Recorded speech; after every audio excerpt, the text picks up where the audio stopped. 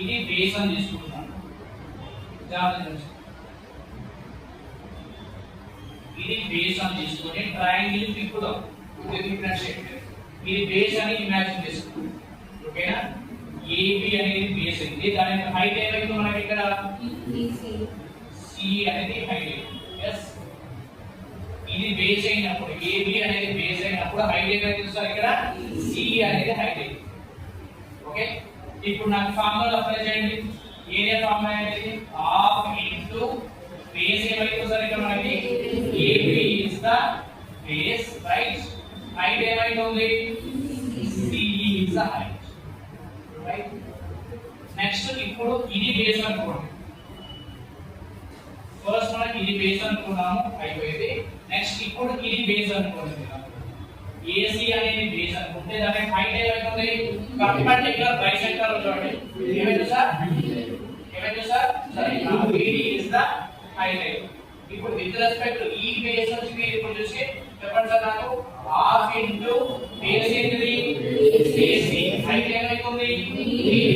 నువ్వు ఇక్కడ నుంచి చూస్తే ఇక్కడ నుంచి చూసేది ఏరియా అనేది చేంజ్ అవ్వాలి కదా.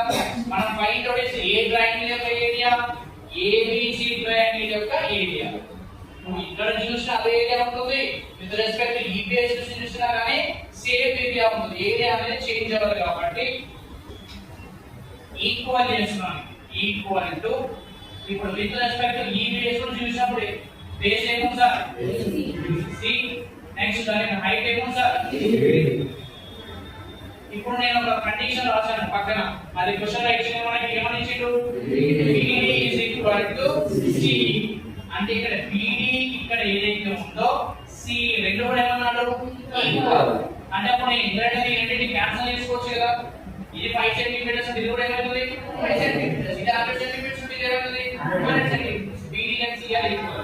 ఇక్కడ 2 and 2 cancel, half and half cancel అయిపోతాయి. ఇంకా మిగిలిన ఏది ఈక్వల్? ఇక్కడ లెఫ్ట్ సైడ్ ఏముంది? రైట్ సైడ్ ఏముంది? AC. ఇది కనుక్కోవాలి అన్నమాట. సో డయాగ్రామ్ లో ఏ రెండు ఈక్వల్ చేస్తున్నాడు ఇక్కడ? AB పొడవు అండ్ నెక్స్ట్ ఏ పొడవు ఈక్వల్? AC పొడవు ఈక్వల్. ఒక ట్రయాంగిల్ లో రెండు సైడ్స్ కనుక ఈక్వల్ ఉన్నాయి అనుకోండి, అది ఏ ట్రయాంగిల్? Isosceles triangle.